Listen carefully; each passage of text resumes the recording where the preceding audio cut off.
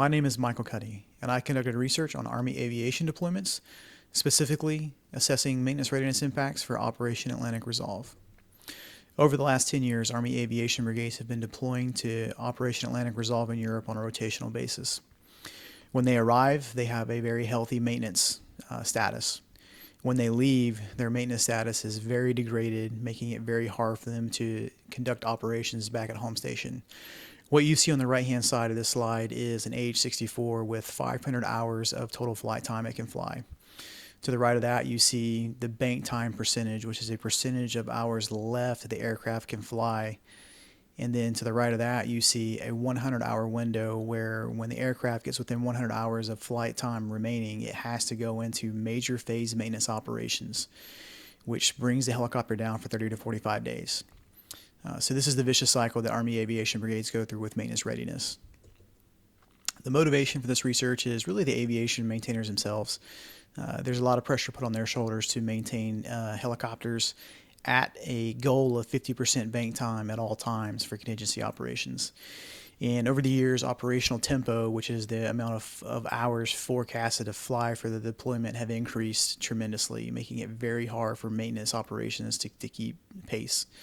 In Europe, there's only a fixed amount of aviation maintenance facilities, and those facilities have limited amounts of phase lanes. And so there is a constraint on Army aviation brigades to adhere to very high operational tempos while still maintaining 50% of bank time or more, which is the goal. The research goal here is to develop a phase maintenance optimization model that determines and predicts how many extra flexible phase maintenance lanes are required to keep an aviation brigade at 50% or more bank time throughout the deployment. Europe has a certain amount of fixed phase maintenance lanes that the aviation brigade can use, and they have 4 flexible phase maintenance lanes that can be used for any helicopter type. This research aims to predict what additional flexible phase maintenance lanes are required to close the gap on maintaining 50% bank time or more.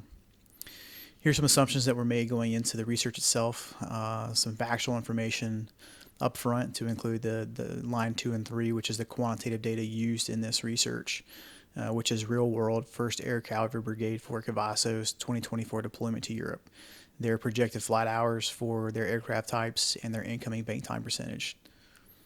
And then you see below that some information just outlining all the constraints and limitations for fixed maintenance lanes, flexible maintenance lanes, and the number of internal maintenance lanes available to each one of the aircraft types. So the methodology used is a 2-stage stochastic programming model that utilizes the quantitative data.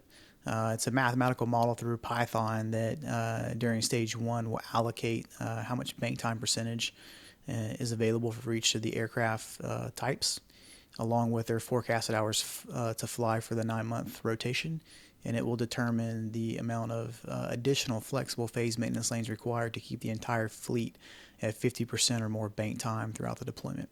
Stage 2 introduces a stochastic operational tempo variable and increases that operational tempo variable over 1,000 iterations, upwards of 10% and down 10%, to see how well the optimization model did in predicting the required flexible maintenance lanes to maintain 50% or more bank time.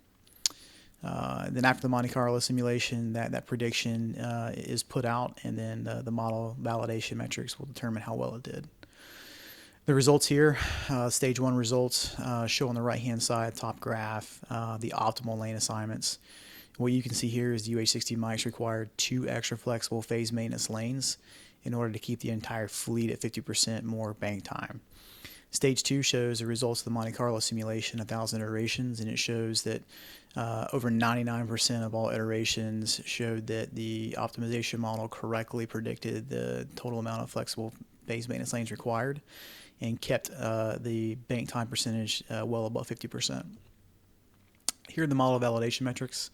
I'll just touch on a few of them. The value of stochastic solution there is a very low number, meaning that the Monte Carlo simulation drastically improved the model performance versus a deterministic type of model. The expected recourse cost is near 0, which means there's virtually no downside risk to utilizing this model in a predictive nature. Stability of decisions, very high stability. The predictive capacity of the model is very competent. In the Monte Carlo, convergence rate is very low, meaning the predicted output was very accurate. So the model confirms a strong need for additional flexible phase maintenance lanes based off the real-world data that was used. The model showed high stability under uncertain variation of operational tempo signal, showing that the optimization model itself worked in a plethora of situations. And the model supports proactive planning for aviation brigades looking to deploy, and as well as European Command to see what their operational tempo requirements are doing to aviation maintenance readiness. Future works could include incorporating human factors like maintainer fatigue, personnel schedules for more in-depth look at the maintenance efficiencies. We can incorporate some more machine learning, specifically in the form of random forest and neural nets for enhanced predictive modeling. And then we could extend the model to other regions of the world to look at other deployment locations to see if it works as well for that as it does Europe, as well as do a cost-benefit analysis to see how much money is being spent per flight hour to see if the additional flexible phase maintenance lanes are worth the readiness that it's generating.